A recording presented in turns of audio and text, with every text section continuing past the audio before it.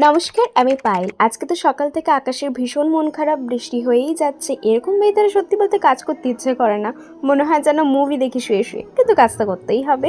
আচ্ছা, কাজ করতে করতে তোমরা কি কেউ আমার মতো এরকম ভাবুক হয়ে যাও?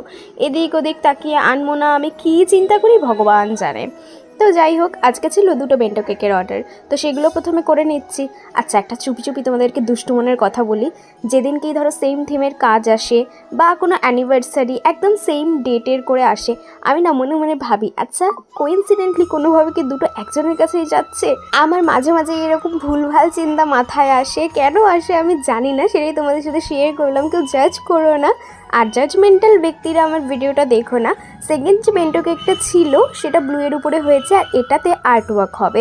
আর্ট ওয়ার্ক কেকগুলো না রিসেন্টলি আমার ফেভারিট হয়ে গিয়েছে। প্রত্যেক দিন নতুন নতুন আর্ট ওয়ার্ক করা হয় এবং নতুন কিছু চেষ্টা করা যায়। আগের দিনের থেকে মনে হয় আজকে যেন আরেকটু বেটার চেষ্টা করব।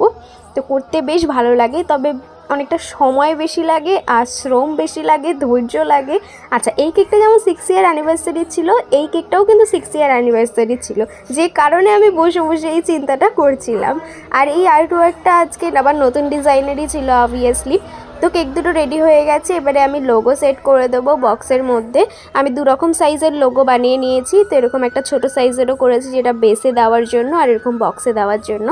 এরপরে আসলো আজকে লাস্ট কেকটা, যেটা আমার স্কুল ফ্রেন্ডের কাছ থেকে অর্ডার এসেছিলো। ওর বাবার জন্মদিনের জন্য এটা অর্ডার করেছিল, আর সম্পূর্ণ আমার উপরে ছেড়ে দিয়েছিল, তুই তোর মতন কর। আমি ওকে যখন বললাম ছবি চুজ করে আমাকে পাঠা, ও বলছে না তুই বেটার চুজ করতে পারবি। আর দাদাটা দেখলাম যে ছবিগুলো কি সুন্দর কেটে দিয়েছে, তবে এটা তো আমাকে আরেকটু কাট করতে হবে পুরো শেপ ওয়াইজ, যেহেতু আমি কেকে অ্যাটাচ করব।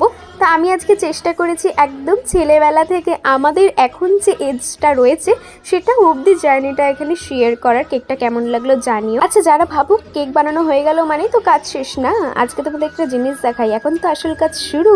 এই যে বেশি কায়দা করে ভিডিও করতে গেলে এই হয়, সব উল্টে পাল্টে পড়ে যায়। এগুলোকে ক্লিন করাই তো হলো আসল কাজ। আর কাজের জায়গাটাকে যতক্ষণ না ক্লিন করছি আমার তো মনে শান্তি হয় না, আমার একটু ওসিডি প্রবলেম আছে। তো এরপরে কেকগুলোকে প্যাকিং করে নিলাম, একে একে এগুলো ডেলিভারি করতে যাব। আর বৃষ্টিতে ভিজে আজকে ডেলিভারি করতে গিয়েছিলাম। সবাই ভালো থেকো, রাধে রাধে, টাটা।